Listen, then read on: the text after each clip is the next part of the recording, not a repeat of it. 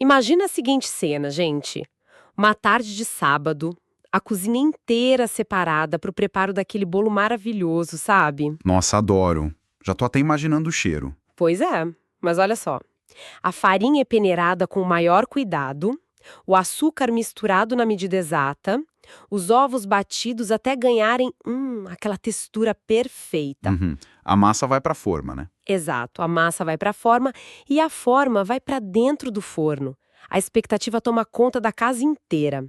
Aí passa meia hora e nada de cheiro de bolo. Ih, já vi tudo. Passam 40 minutos e o ar continua neutro, tipo, nada. Ao abrir a porta do fogão, vem a grande surpresa. A massa continua totalmente líquida, uma sopa doce e fria. Caramba. E o motivo? O forno nunca foi ligado. Ah, não. É o tipo de situação que, nossa, depois daquela frustração inicial, só deixar uma alternativa pra gente, né? Dar uma boa e sonora risada do próprio erro. Com certeza. Olá, eu sou a professora Raichel. E eu sou o professor Paulo. E essa história da cozinha, ela não é apenas um desastre culinário comum. É o ponto de partida perfeito para o nosso encontro de hoje, nesta sexta-feira, 17 de abril de 2026. Isso mesmo. A nossa missão agora é dissecar as notas de aula do English Conversations Course, focando especificamente no desempenho admirável do grupo T262. Que estão arrasando, né? Estão consolidando com tudo o nível A2 do quadro comum europeu. E olha, é sempre importante lembrar o contexto que traz a gente até aqui. O ambiente da academia BSB. Com certeza, um espaço desenhado meticulosamente para que mulheres adultas conquistem a fluência no inglês à distância. Usando a nossa metodologia própria, com material original e muito focada na vida real mesmo. E essa conexão com a vida real é o que transforma tudo, sabe? Ao revisar o material para nossa análise de hoje, me veio uma reflexão muito clara da pensadora Bell Hooks. Ah, eu gosto muito dela. O que ela diz? Ela escreve que o aprendizado é um lugar onde o paraíso pode ser criado. Uau, forte isso. É lindo, né? E não no sentido de ser um lugar sem falhas, mas sim um espaço seguro, tipo, muito acolhedor e estimulante para o intelecto feminino. E quando a mente se sente segura para errar, seja esquecendo de ligar o forno ou escorregando na pronúncia, é aí que o conhecimento fixa de verdade. Nossa, uma premissa simplesmente brilhante. E para a gente entender como esse conhecimento se estrutura, a gente vai começar olhando exatamente para o coração da casa, que é a cozinha. Exato. Tem muita coisa boa vindo por aí hoje. Vocabulário novo, correção de pronúncia com dicas de ouro de fonética, um mergulho em gramática sobre tempo e distância e uma redação deliciosa de uma das nossas alunas. Então vamos lá.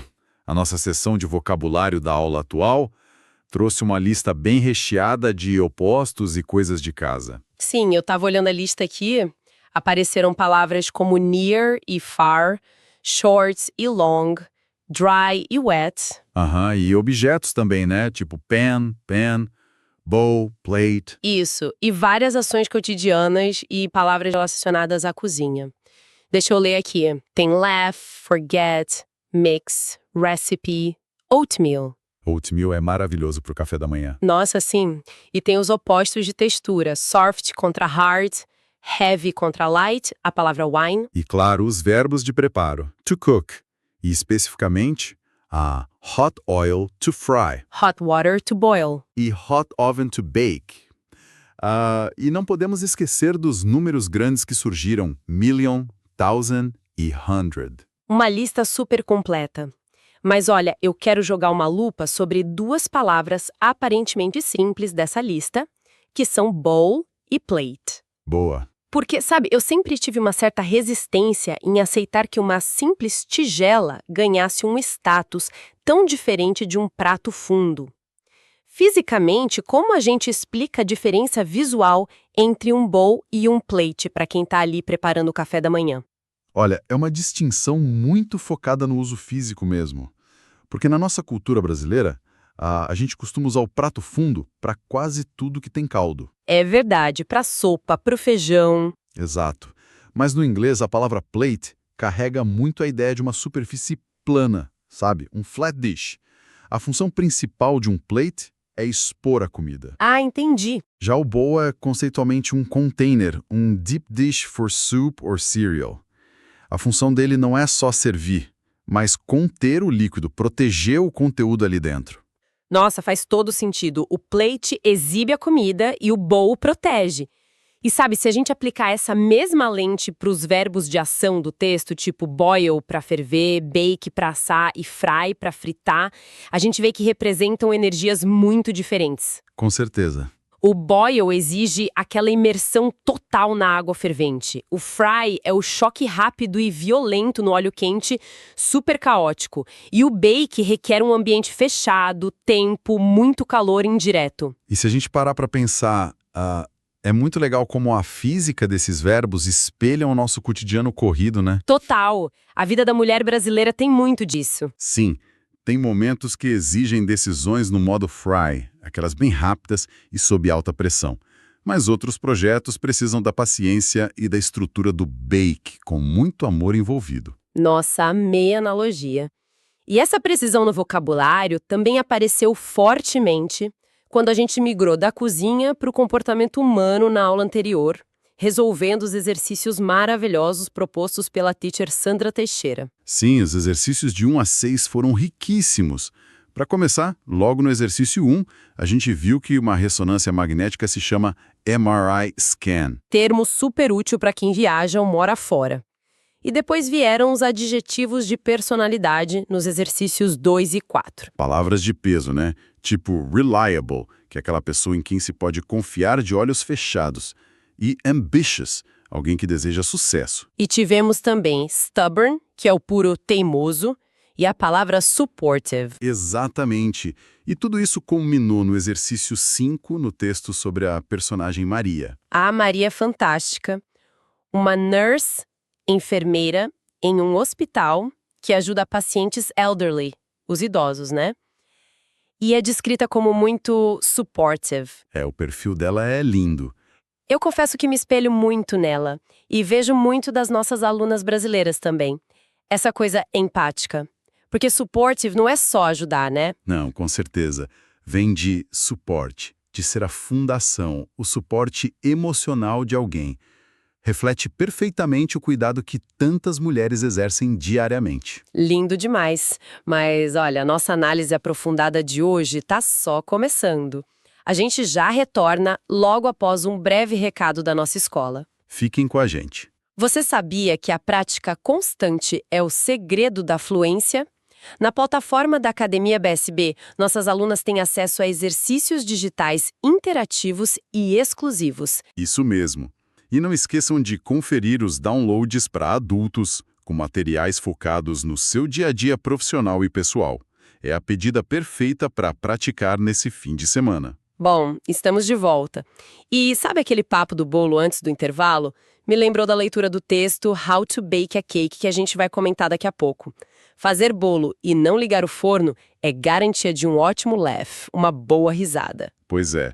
E recapitulando, a gente acabou de ver aquele vocabulário médico e de cozinha super rico. Agora é hora de ajustar a fala. Vamos de pronúncia. Vamos! A leitura da aula passada trouxe um desafio em tanto. Olha essas palavras. Nurse, Especially, personalities, values, each, naturally, compatible, world, expected, humor, heart, unexpectedly, often, heart e a sua dupla, hurt. cause. E por fim, equipment. Tem uma dupla aí que sempre causa pânico, né? Heart e hurt. A diferença entre coração e machucar. A diferença é minúscula. Por que é tão difícil acertar? A questão é física. Para dizer heart, o coração, a boca tem que abrir. É um som aberto, de A. O maxilar cai. Já a palavra hurt, machucar, exige tensão. Os lábios ficam tensos num som bem fechado no meio da boca. Ah, entendi. Sem essa tensão labial, não sai hurt de jeito nenhum. Mas me tira uma dúvida clássica. Por que a gente do Brasil tende a colocar um som de I no final de palavras como equipment? Fica sempre aquele equipment. Nossa, essa é uma dúvida muito comum. E eu entendo super a frustração. Não é culpa da aluna, sabe? A língua portuguesa termina a maioria das sílabas em vogal. Então, quando o cérebro brasileiro vê um T mudo no final, ele se assusta. Ele tenta arrumar o que acha que tá quebrado, né? Exato. Ele insere uma vogalzinha extra, que chamamos de vogal epentética, para aterrissar a palavra suavemente. Tem que treinar a mente para aceitar o silêncio depois do T. Faz muito sentido. E essa ginástica labial continuou na aula atual com mais leitura. Apareceram delicious, nutritious When, other, south. e as falsas similaridades. Have contra have e coffee contra cough. Além de most contra must. Vamos contextualizar isso. Se eu digo this oatmeal is delicious and nutritious, fica claro. Perfeito. Mas have e have enganam muito. Have tem o som forte no Y final. This box is heavy. Já o verbo have freia no V. I have a box. Aham, é a mesma lógica de segurar a vogal extra. Mas a dupla que mais me diverte é coffee e cough. O nosso café da manhã é coffee, com esse som longo no final. Já a tosse é cough. De onde tiraram esse som de F num GH? É louco, né? O GH é tipo um fóssil do idioma. No inglês antigo, era um som arranhado na garganta, tipo um R forte. Com o tempo, as pessoas foram suavizando. Em palavras como cough e laugh, esse arranhão veio para frente da boca e virou F. Nossa, que aula de história! É muito bom entender o porquê das coisas. Isso facilita demais na hora de usar a língua, que é a nossa seção de Use of Language. Exatamente. Termos como such as, para dar exemplos, e it depends, são chaves para a fluência. Além de frases rotineiras como It's raining ou I like both options. Vamos fazer um teste rápido. Como seria um diálogo com isso? Deixa eu pensar. Se eu te pergunto, what is your favorite recipe? Eu diria, it depends. I like both options, hot oatmeal or pancakes. Ótimo. E se eu pergunto, are you going out today? No, it's raining and my boyfriend lives in Aguas Claras, such as many of my friends. In the past, I used to go to church in the rain, but not today. Perfeito. Usou used to lindamente. Dá a ideia exata de um hábito que ficou no passado. Falando em passado e histórias, temos uma expressão idiomática fascinante essa semana. Once in a blue moon. Que maravilha de expressão. Qual é o equivalente nosso? É o nosso famoso uma vez na vida, outra na morte. Significa algo muito raro. E de onde vem essa lua azul? Vem do fenômeno astronômico de ter 2 luas cheias no mesmo mês calendário. É muito raro. Então, se a gente simular uma conversa e você me oferece uma batata frita super gordurosa, eu posso dizer, eu só como junk food once in a blue moon, porque eu prefiro comidas nutriciosas? Ficou perfeito. Expressão aplicada com sucesso. E por falar em aplicar regras, a gente tem um bloco de gramática super importante sobre as WS Questions, focado em tempo e distância. Fundamental. A gente sabe que who é para pessoas, what para coisas, when para tempo, where para o local e how para o modo. Sim. Por exemplo, how do you demonstrate your love? Como você demonstra seu amor? Eu diria que a gente pode send messages, make a dinner, give a hug or a kiss. É muito gostoso falar disso, né? É sim. Mas o bicho pega mesmo na hora de medir as coisas. A grande confusão brasileira é entre how far e how long. Pois é.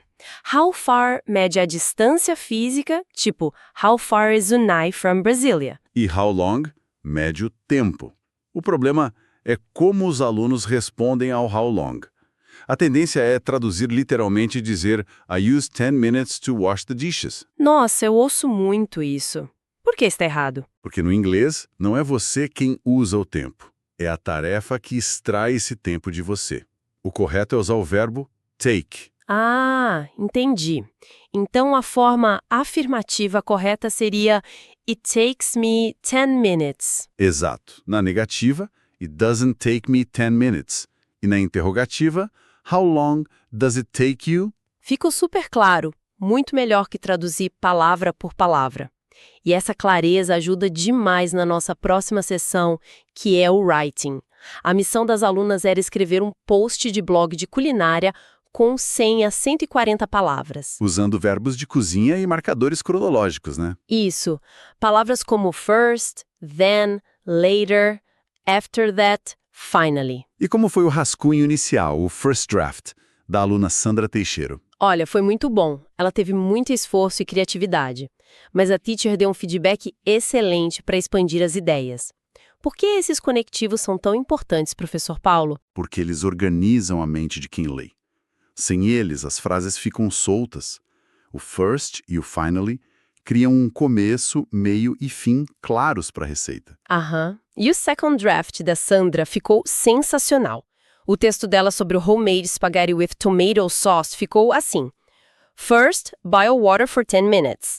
Then, cut garlic and onions. Later, heat olive oil. After that, add tomato sauce. Finally, serve with cheese. Uau, deu até fome. E a melhor parte, como a Sandra consentiu, o texto dela será publicado no nosso blog oficial. Que orgulho!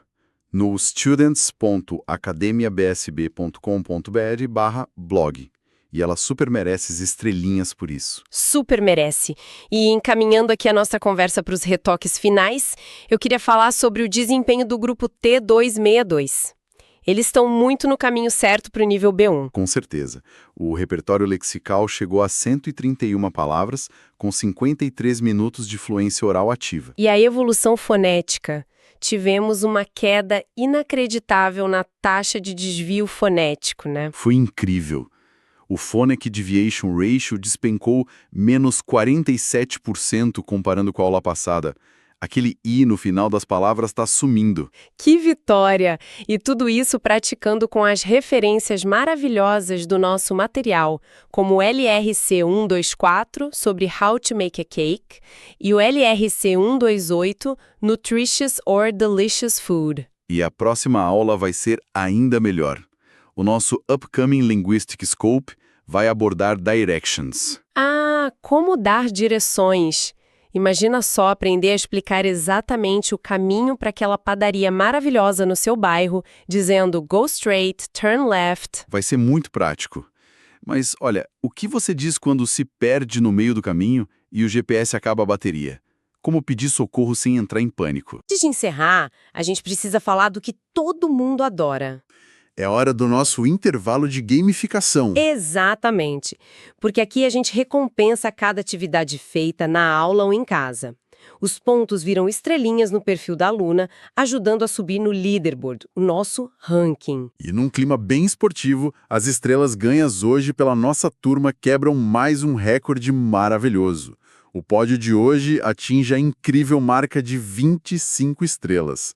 Parabéns, aluna Sandra, e parabéns a todas as estudantes que estão destruindo os recordes na plataforma. Parabéns, meninas! E para deixar uma reflexão final, sabe?